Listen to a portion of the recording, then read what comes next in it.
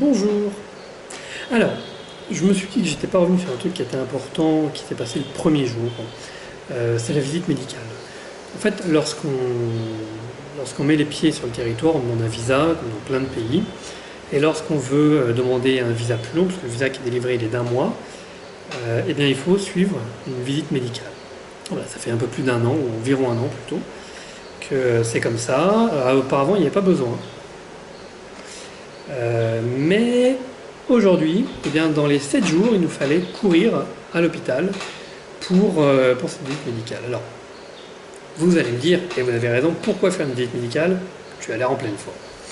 Bon, je l'ai dit, c'est obligatoire, du coup, bah voilà, il faut y aller.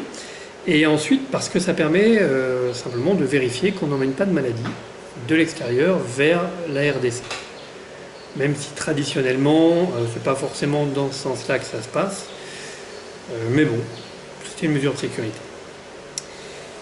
Peut-être aussi parce qu'il paraît que le ministre qui a fait passer ce truc-là est propriétaire de l'hôpital dans lequel on doit passer ses visites. Hein. Peut-être, peut-être. Ouais, parce que on oublie la santé gratuite. Là, en l'occurrence, la visite est $200. $200 pour une prise de sang, un test d'urine, mesurer, peser. Et une radio des poumons, aucun cas de tuberculose. Hein. Bon, voilà. Je peux déjà vous dire des trucs intéressants. Hein. C'est que leur balance m'a fait perdre 4 kilos. Hein, objectivement, j'ai pas perdu 4 kilos. La balance, elle, par contre, on ne doit pas être sur le même endroit, mais c'est très bien. Du coup, je suis beaucoup plus mince que ce que je pensais. Et, et également, un autre truc marrant, c'est que pour avoir la demande de visa, donc les résultats arrivent 2 jours après, pour faire la demande de visa, il faut envoyer les résultats. Alors plein de gens se sont plaints, c'est inadmissible, vous vous rendez pas compte. Ça veut dire qu'on envoie notre état de santé pour l'obtention d'un visa. Et en fait, il paraît que c'est même plus bête que ça, c'est qu'auparavant, il fallait envoyer la facture des examens, qu'on a immédiatement, et les résultats donc arrivent 2 jours après, et les gens ne venaient pas chercher les résultats. Du coup, il y avait un tas de résultats qui s'amoncelaient, et l'hôpital s'est plaint, et a priori aujourd'hui, on ne peut faire la demande qu'avec tous les documents pour éviter que ça fasse un gros tas de bazar à l'hôpital. Voilà. Alors, j'ai le bonheur de vous annoncer que je suis plutôt en bonne santé. Un peu de cholestérol, mais ça je le savais déjà, ça ne valait pas le coup de faire 6500 bornes pour le découvrir ici.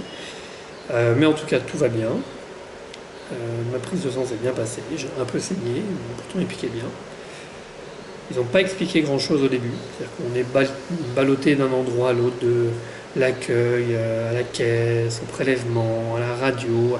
On ne sait pas, on nous pose dans des salles d'attente et puis on attend que quelqu'un nous appelle. Ça a duré 3 heures pour faire donc une prise de sang, enfin payer et faire une prise de sang et une radio des poumons.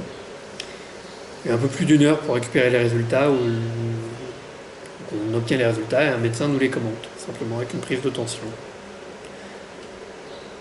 Ça valait le coup de passer 4 heures plus les trajets, 5, 6, allez, 7 heures de ma vie